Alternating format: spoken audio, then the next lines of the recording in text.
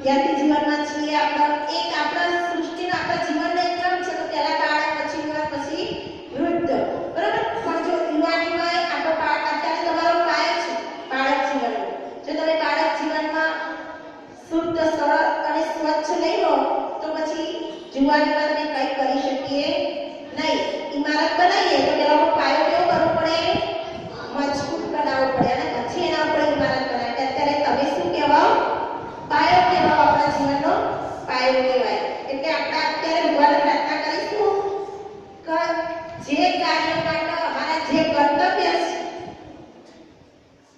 આ બાજુ ધ્યાન આપો બધા બરાબર એ કર્તવ્યને નિષ્ઠાપૂર્વક પાર પાડી શકીએ અમારા જીવનની અંદર બરાબર એવી આપણે ભગવાનને પ્રાર્થના કરીશું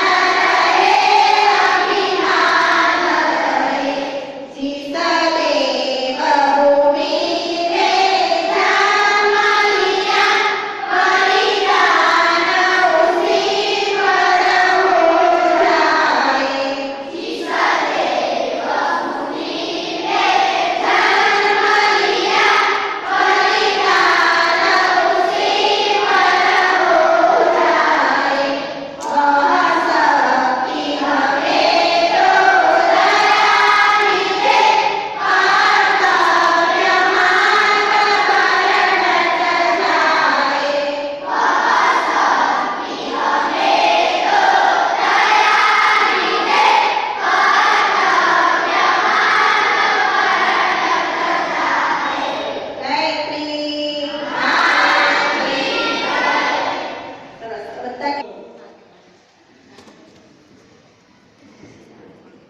બરાબર. ચાલો બધા સીધા રહી જઈએ. હવે થોડું સમજી લઈએ બરાબર. કારણ આજે મેં બધા ટાઈમ લઈએ, આજે તમારો હજુ સ્કૂલનો ટાઈમ પાછળ છે. ફક્ત 5 મિનિટ બધા શાંત રાખીશું. કાકડી પડે તો એનો ખ્યાલ આપો. જુઓ અવાજ આવે, બાકી કોઈ આવે, હવે તે કોઈ વાલી આવતો, કોઈ બાજુ કોઈ અધિકારી આવતો, કોઈ શિક્ષક આવતો, તો ભાઈ લાગવું જોઈએ કે નથી.